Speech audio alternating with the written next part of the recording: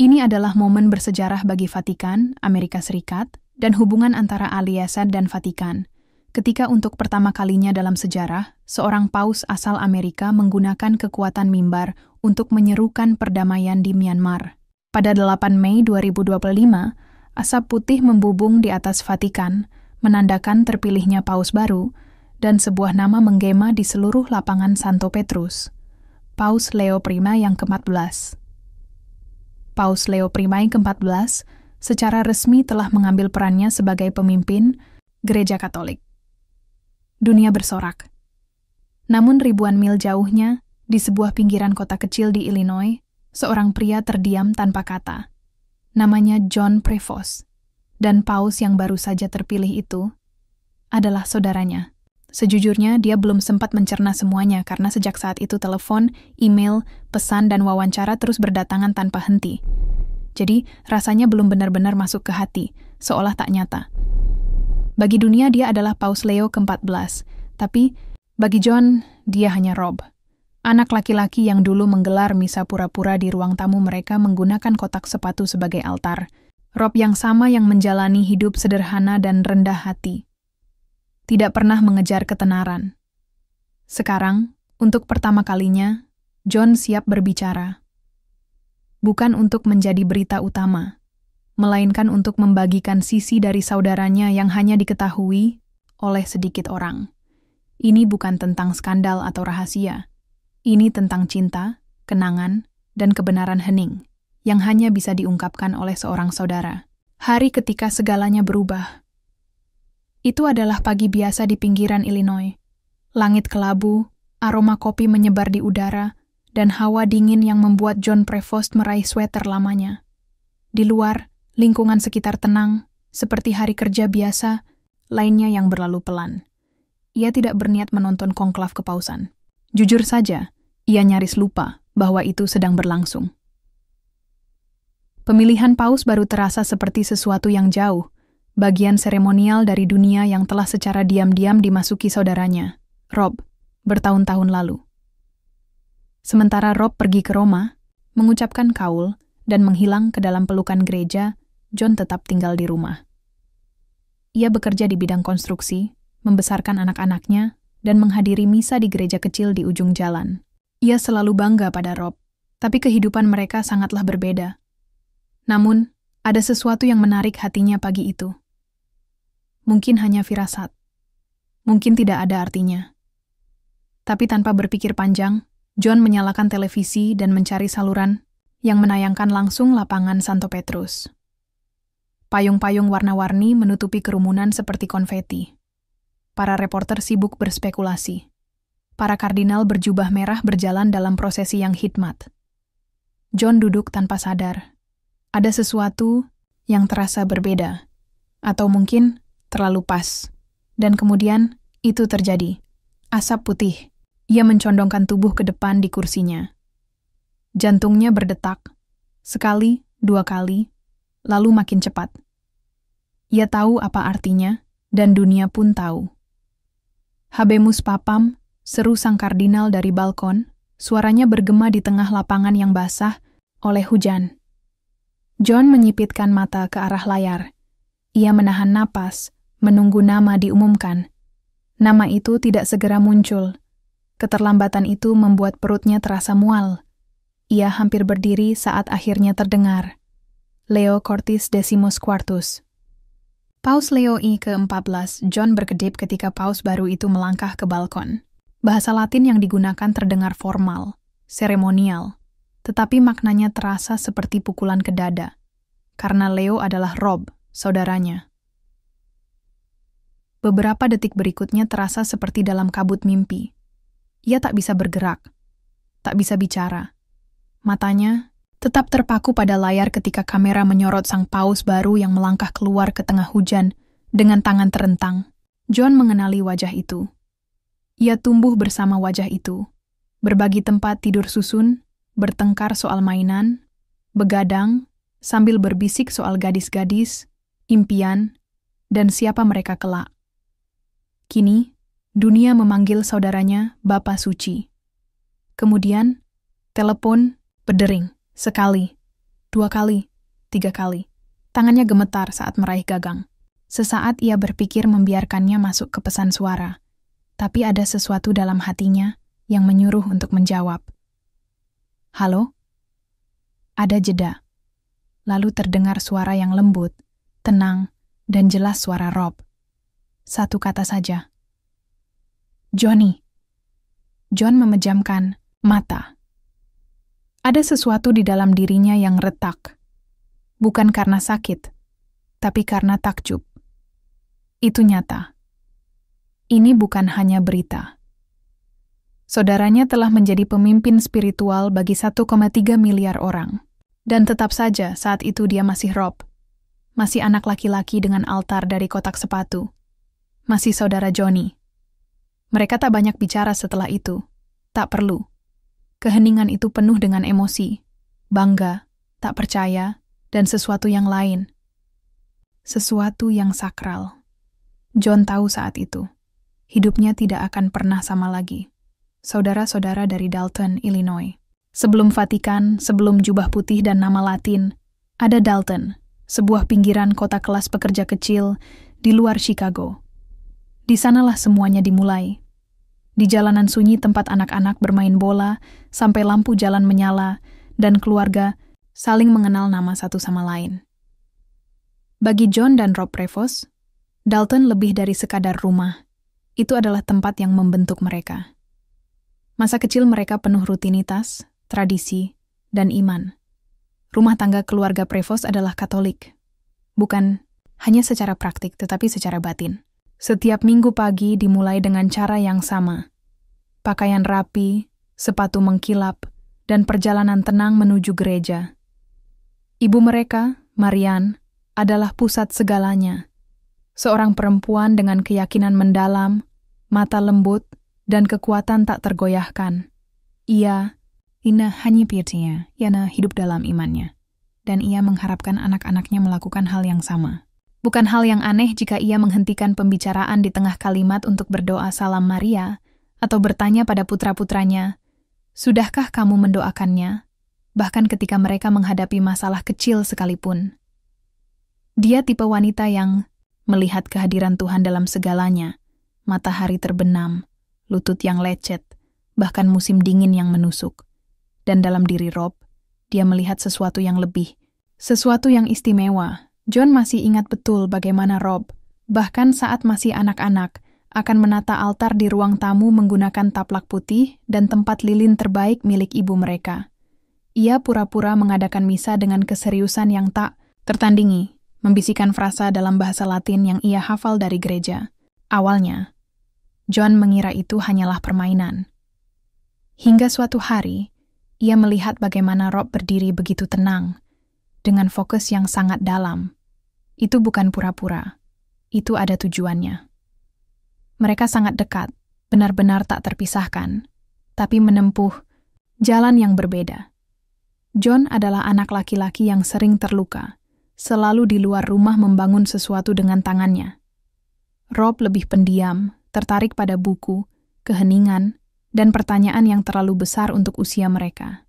Namun ikatan mereka erat, disatukan oleh meja makan yang sama, bangku gereja yang sama, dan ibu yang sama yang mengajarkan bahwa cinta adalah kewajiban, bukan hanya perasaan.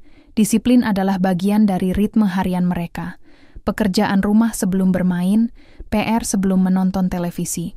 Ayah mereka, seorang tukang pipa, percaya pada kerja keras dan tangan yang kuat. Ibu mereka percaya pada hati yang rendah hati dan pikiran yang penuh doa. Bersama-sama, mereka mewariskan lebih dari sekadar aturan. Mereka memberikan fondasi yang kokoh pada anak-anak mereka, iman, keluarga, dan kekuatan yang tenang. Melihat ke belakang, John mengatakan sekarang semuanya masuk akal. Benih panggilan Paus Leo telah ditanam di Dalton, Illinois, di antara suara butiran rosario dan derit bangku, kayu di gereja. Bukan tentang ambisi, tapi tentang sesuatu yang lebih dalam. Rasa panggilan, terpilih, dan terbawa maju oleh keyakinan. Bahkan sekarang, saat dunia mengenal Rob sebagai Paus Leo ke-14, John masih melihat anak laki-laki yang berlutut di karpet ruang tamu mereka, membisikkan kata-kata yang hanya ia sendiri yang sepenuhnya pahami. Waktu itu, tak seorang pun membayangkan jalan yang akan mereka tempuh. Tapi jika dilihat kembali, tanda-tandanya selalu ada. Jalan panjang menuju Roma. Sebelum ia menjadi Paus Leo ke-14, perjalanan Rob tidaklah konvensional. Banyak orang melihat jabatan paus sebagai puncak tertinggi kehidupan rohani. Tapi Rob tidak pernah tampak seperti orang yang mengejar sorotan. Setelah menyelesaikan seminari, ia merasa tertarik pada pinggiran dunia, khususnya Peru, di mana ia melayani selama bertahun-tahun sebagai misionaris. Ia hidup bersama orang miskin, makan makanan yang sama, menghadapi kesulitan yang sama. Tak ada kemewahan di tahun-tahun itu. Hanya pelayanan. John mengingat masa itu dengan sangat jelas. Dia tidak ke sana untuk naik jabatan, katanya. Dia pergi ke sana untuk hadir bersama rakyat. Meski begitu, sejak kecil, ada sesuatu dari Rob yang selalu mencolok. Ia menunjukkan pengabdian yang tak tergoyahkan terhadap iman. Ketika anak-anak lain bermain bola, Rob yang malah berpura-pura memimpin misa di ruang tamu. Ibu mereka hanya tersenyum diam-diam saat Rob menyampirkan handuk di bahunya seperti jubah imam. John sering bercanda tentang momen-momen itu, tetapi selalu ada nada kekaguman di suaranya. Aku selalu tahu dia akan jadi imam, aku John dalam sebuah wawancara. Ada sesuatu dalam cara dia hidup, bahkan saat kami masih kecil. Dan kalau jujur, mungkin jauh di lubuk hati, aku merasa dia mungkin saja suatu hari menjadi paus. Saat Rob mulai naik dalam hierarki gereja, dari uskup menjadi kardinal, John tidak terkejut, tapi ia tidak bisa menahan kekhawatiran. Setiap promosi berarti lebih banyak jarak, lebih banyak tanggung jawab, dan semakin sedikit dari saudara kecil yang dulu ia kenal. Ia mengamati dari jauh, bangga, tapi juga protektif. Kau berharap bahwa dengan setiap langkah maju, mereka tidak kehilangan jati diri, katanya. Namun, mereka tetap dekat, meskipun dipisahkan oleh ribuan mil. Mereka saling bertukar surat dan email. Kadang membahas teologi, kadang hanya mengenang masa kecil. Dalam salah satu surat, Rob menulis, John, kemanapun aku pergi, aku membawa semangat keluarga kita bersamaku. Akar kita lebih dalam dari gelar manapun. John menyimpan kata-kata itu dekat di hatinya ketika saudaranya menjadi salah satu suara paling berpengaruh di Vatikan. Saat Rob akhirnya dipanggil ke Roma secara permanen untuk melayani langsung di bawah Paus Fransiskus, John mulai merasakan sesuatu sedang dibangun. Aku bisa merasakannya, katanya. Dia tidak mengejar kekuasaan, tapi terkadang kekuasaanlah yang mencari pelayan. Dan ketika asap putih naik dan nama Leo yang ke-14 diumumkan ke dunia, John tidak terkejut. Tersentuh secara emosional, ya, tapi terkejut? Tidak juga. Dia memang ditakdirkan untuk ini, kata John. Bahkan saat kami masih kecil di Dalton, ada sesuatu dalam dirinya yang tidak dimiliki oleh kami yang lain. Nama yang sudah mereka perdebatkan bahkan sebelum dunia mengenalnya. Bertahun-tahun, sebelum dunia mengenalnya sebagai Paus Leo I ke-14, John Prevost sudah punya pendapat kuat tentang nama itu. Semuanya dimulai dalam percakapan setengah bercanda, suatu hari saat Rob pulang berkunjung. Mereka duduk di beranda rumah ibu mereka, teh es di tangan, saat senja menyelimuti Dalton. Rob baru saja diangkat menjadi uskup, dan John, setengah bangga, setengah bercanda, bertanya, "Kau nggak beneran mau pakai nama Leo, kan?" Rob tertawa. "Kenapa tidak Leo?" John tidak tersenyum. "Karena angka 13. Bagi John, itu memang tahayul. Tapi tahayul yang berarti. Angka 13 selalu membuatnya merasa tidak nyaman. Ia tak pernah terbang pada tanggal 13, menolak tinggal di apartemen dengan nomor lantai itu, dan bahkan pernah menghindari pintu keluar tol hanya untuk tidak melewatinya. Jadi saat Rob bercanda tentang menggunakan nama Leo, bukan namanya yang mengganggu John, tapi warisan di baliknya. Setelah Paus Leo terbalsa, tidak ada lagi yang memakai nama itu. Tidak ada yang berani. Bertahun-tahun kemudian, saat asap putih mengepul, Dari Kapel Sistina dan dunia menanti dengan menahan napas, John duduk membeku di depan televisinya. Suara itu terdengar. Leo yang ke-14. Ia berkedip. Dia tidak melakukannya, tapi ternyata iya. Rob memilih nama itu bukan untuk memancing kontroversi atau melanggar tradisi, tetapi untuk menghormati seseorang yang sangat ia kagumi. Paus Leo. Seorang reformis, pemikir, seorang pria yang berdiri di persimpangan antara teologi dunia lama dan keadilan sosial modern. Paus Leo II adalah seorang paus yang percaya pada martabat para pekerja, tanggung jawab gereja untuk melayani umat, dan kekuatan iman yang berakar pada kerendahan hati. Bagi Rob, dialah panutannya. Tetap saja, John tak bisa menahan rasa tegang. Kau tahu apa yang datang setelah 13? Dia pernah memperingatkan. Kadang tidak ada apa-apa, kadang masalah. Tapi bahkan saat itu, Rob hanya tersenyum. Atau mungkin sekarang waktunya seseorang cukup berani untuk melanjutkannya. Nama itu bukan aksi, bukan pilihan yang gegabah. Itu adalah pernyataan tentang kesinambungan, keberanian, dan kemauan untuk meneruskan dari tempat yang ditinggalkan orang lain. Dalam tradisi kepausan, nama membawa kisah. Nama-nama itu menggema melintasi abad, dan setiap paus yang memilih satu nama ikut masuk dalam gema itu, menambahkan suaranya sendiri ke dalam lagu yang panjang.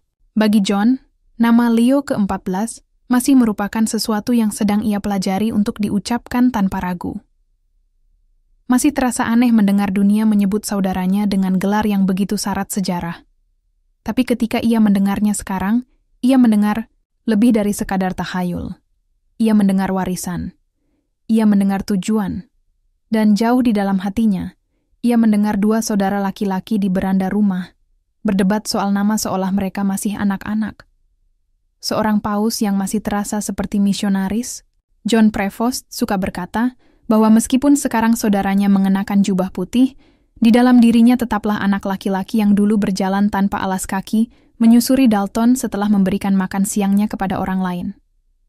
Bahkan, setelah dunia menyaksikan Robert Prevost menjadi Paus Leo ke-14, John bersikeras bahwa saudaranya tak pernah benar-benar meninggalkan ladang misi.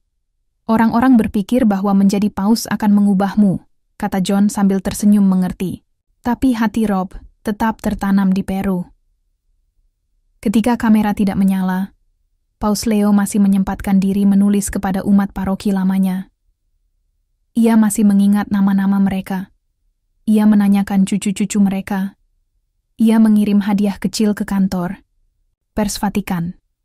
Gesti-gesti ini mungkin terlihat kecil, tetapi bagi John, itu adalah bukti bahwa kekuasaan belum menggeser kompas moral saudaranya. John membagikan kisah yang hanya sedikit orang tahu. Tak lama setelah konklav, Paus Leo diam-diam meminta untuk mengunjungi tempat penampungan migran di Roma. Tanpa pengumuman, tanpa foto, ia duduk bersama keluarga-keluarga dan mendengarkan cerita mereka. Ia menghabiskan 2 jam hanya untuk berada di sana, kenang John. Ia tidak berkhotbah, ia tidak memberkati, ia hanya mendengarkan. Kerendahan hati itu telah ditanamkan sejak mereka kecil. Ketika ibu mereka meminta mereka melayani makan malam komunitas, sebelum mereka bisa duduk makan sendiri, ibu mereka selalu berkata, "Jangan melayani Tuhan dengan mulut penuh." John tertawa.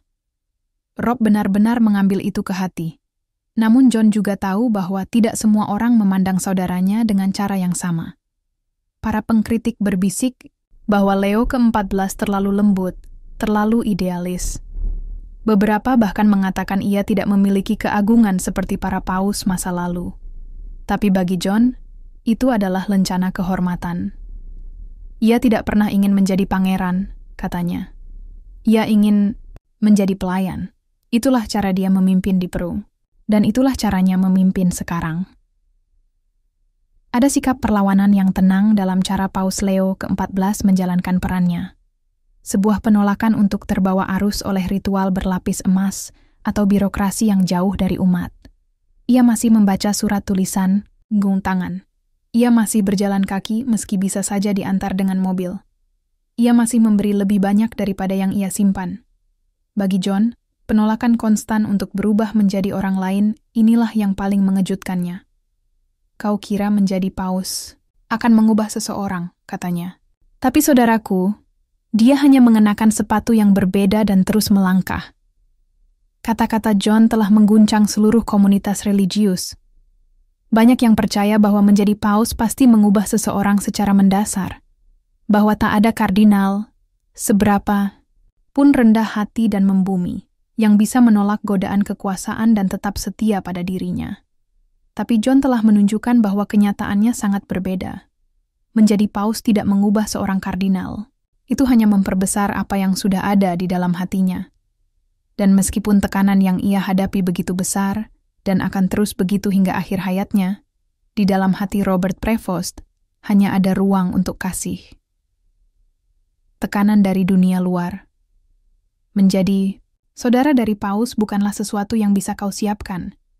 Tak ada buku panduan, tak ada kelas, tak ada kelompok pendukung. Bagi John Prevost, transisi dari menjadi kakaknya Rob menjadi kakaknya paus datang bukan hanya dengan kebanggaan, tapi juga dengan tekanan, dan tekanan itu tidak datang dari dalam gereja, tetapi dari dunia luar yang terus mengawasi. Hampir dalam semalam, keluarga mereka menjadi sorotan dunia. Wartawan muncul di Dalton, bertanya kepada tetangga seperti apa Rob saat masih kecil. Kamera menyoroti gereja masa kecil mereka, restoran lokal, bahkan halaman belakang tempat Rob dulu. Bermain menjadi imam kecil, rasanya tidak nyata. Kau tumbuh besar di kota kecil, hidup biasa-biasa saja, lalu tiba-tiba seluruh ceritamu menjadi berita utama. Kenang John. Itu jenis ketenaran yang aneh. Pengawasan itu tidak selalu ramah, seperti halnya yang sering terjadi pada tokoh-tokoh global. Rumor mulai beredar, bukan hanya tentang Paus Leo ke-14, tetapi juga tentang keluarga besar mereka. Sepupu-sepupu jauh tiba-tiba mulai memberi wawancara. Foto-foto lama dikeluarkan dari album berdebu dan dianalisis seolah menyimpan petunjuk tersembunyi. Lalu datanglah tabloid yang haus akan kontroversi. Salah satu judul berita bahkan menyiratkan bahwa seorang kerabat memiliki hubungan dengan dunia kriminal. Tuduhan yang langsung dibantah John sebagai sepenuhnya palsu dan merusak. Kebanyakan orang tidak menyadari betapa pribadi rasanya serangan-serangan. Itu, kata John. Ketika seseorang menyerang keluargamu, mereka bukan hanya menulis sebuah cerita. Mereka sedang mengikis martabat saudaramu, imannya, misinya. Ini adalah beban yang aneh. Membela seseorang yang sekarang duduk di takhta Santo Petrus. Namun John melakukannya secara tenang, tanpa gemerlap perhatian. Ia menolak wawancara. Ia meluruskan informasi yang salah. Bila perlu, ia menghubungi jurnalis secara langsung dengan fakta, bukan untuk membungkam, tetapi untuk memperjelas. Aku tidak bicara atas nama gereja, katanya. Tapi, aku akan selalu bicara untuk saudaraku. Dalam momen-momen pribadi, John mengakui bahwa perhatian yang terus-menerus bisa sangat melelahkan. Ada ekspektasi sekarang bahwa setiap kata yang ia ucapkan bisa dikaitkan kembali ke paus. Satu kesalahan kecil bisa jadi berita utama. Jadi ia berhati-hati. Bukan karena takut, tetapi karena cinta. Aku tidak ingin menjadi alasan mengapa orang meragukan ketulusannya, katanya. Namun terlepas dari semua kebisingan itu, John tetap membumi. Ia masih berbelanja di toko kelontong yang sama. Ia masih duduk di bangku gereja yang sama setiap hari Minggu. Tapi sekarang, orang-orang menatapnya berbeda. Ada yang kagum, ada yang skeptis, ada pula yang memandang dengan hormat. Tapi John, ia hanya melihat dirinya sebagai seorang saudara, seseorang yang berusaha melindungi sesuatu yang sakral. Aku bukan juru bicara paus, katanya. Aku hanya saudaranya. Dan terkadang, menjadi seorang saudara berarti berdiri di antara dunia dan orang yang kau cintai, dalam diam, dengan gigih, dan tanpa pernah mengharapkan tepuk tangan. Siapakah sebenarnya Paus Leo ke-14? Bagi dunia, dia adalah Paus Leo yang ke-14. Seorang pria berjubah putih yang berdiri di bawah langit-langit emas, berbicara kepada jutaan orang dengan kata-kata yang menggema melintasi waktu. Umat beriman di seluruh dunia terkejut ketika mereka melihat tangan dan bibirnya bergetar saat memberikan pidato pertamanya sebagai paus. Namun, ketika John Prevost memecah kesunyian tentang saudaranya dan menunjukkan kepada dunia siapa sebenarnya, yang tersembunyi di balik jubah itu. Dunia menjadi lebih terkejut lagi. Inilah sosok yang tidak pernah mempersiapkan diri untuk menjadi paus, namun tanpa sadar telah berjalan di jalan itu sejak kecil. Bagi John Prevost, pria itu tetaplah Rob, anak laki-laki yang dulu suka mencuri kue sebelum makan malam. Remaja yang menghabiskan musim panas memperbaiki sepeda tetangga secara gratis. Saudara laki-laki yang tak pernah meninggikan suara karena marah, tetapi selalu bersuara untuk membela mereka yang membutuhkan. Orang-orang melihat seorang paus, kata John, tapi aku masih melihat saudaraku. Kebenarannya adalah banyak. Dari siapa sebenarnya Paus Leo ke-14 tidak pernah muncul di berita utama. Penampilannya di depan publik selalu terukur, diatur dengan hati-hati. Pidato-pidatonya dikaji, diterjemahkan, dibedah. Tapi yang jarang dilihat dunia adalah pria yang bangun pagi untuk menulis surat kepada sahabat lama. Pria yang berhenti untuk benar-benar mendengarkan dengan penuh perhatian terhadap kesedihan seseorang, tak peduli seberapa kecil masalahnya. Dia punya cara diam-diam yang membuatmu merasa dilihat, jelas John. Bahkan jika kamu hanyalah satu orang di tengah ribuan. Empati. Itu adalah kata yang terus diulang John. Bukan karisma, bukan kecerdasan, bahkan bukan kepemimpinan. Tapi empati, kemampuan untuk memasuki penderitaan orang lain tanpa menghakimi dan menawarkan sesuatu yang sederhana, sekaligus dalam kehadiran. Ada satu kisah yang diceritakan John, yang selama bertahun-tahun ia ragu untuk membagikannya. Itu terjadi sesaat sebelum Rob pergi secara permanen ke Roma. Kedua saudara itu menghabiskan satu hari berjalan-jalan di sepanjang Sungai Calat, mengobrol seperti dulu, tanpa gelar, tanpa tekanan, hanya dua pria yang mencoba memahami hidup. Pada satu titik, John mengaku bahwa ia khawatir kekuasaan bisa mengubah saudaranya, bahwa institusi bisa mengeraskan hatinya. Rob berhenti berjalan. Jika aku pernah kehilangan pandangan terhadap orang-orang, katanya dengan suara pelan, aku ingin kamu datang mencariku dan mengingatkanku dari mana kita berasal. John tidak pernah melupakan kata-kata itu. Mereka tidak dramatis, tidak dibuat-buat. Mereka sederhana, seperti segala sesuatu yang dipercayai Rob, tetap rendah hati, tetap dekat dengan rakyat, tetap manusiawi. Ketika Paus Leo ke-14 terus memimpin gereja melewati salah satu periode paling bergolak dalam sejarah, modern, saudaranya tahu betul berat beban yang ia pikul, tapi ia juga tahu kekuatan yang menopangnya dari balik layar. Saudaraku bukan orang yang sempurna, aku John, tapi dia nyata. Dia merasakan berat setiap keputusan. Dia berdoa lebih dalam dari siapapun yang pernah aku kenal. Dan ketika dia tersenyum, itu bukan untuk kamera. Itu karena dia masih percaya bahwa dunia ini punya kebaikan. Jadi siapa sebenarnya Paus Leo ke-14? Dia adalah seorang misionaris dalam jubah putih. Seorang pelayan yang mengenakan mahkota. Seorang saudara yang tak pernah berhenti menjadi Rob dari Dalton. Dan mungkin justru itu yang membuatnya berbeda. Karena terkadang, keagungan hadir dalam bentuk kerendahan hati. Terkadang, kekuasaan datang dalam wujud empati. Dan terkadang, suara paling kuat di dunia adalah milik seseorang yang masih lebih suka mendengarkan daripada berbicara. Apa pendapatmu tentang wawasan John mengenai pria di balik gelar Paus Leo ke-14? Beritahu kami di kolom komentar, kami ingin sekali mendengar pendapatmu. Terima kasih sudah menonton. Jika kisah ini menyentuh hatimu, jangan lupa untuk like, share, dan subscribe untuk lebih banyak kisah yang melampaui tajuk utama.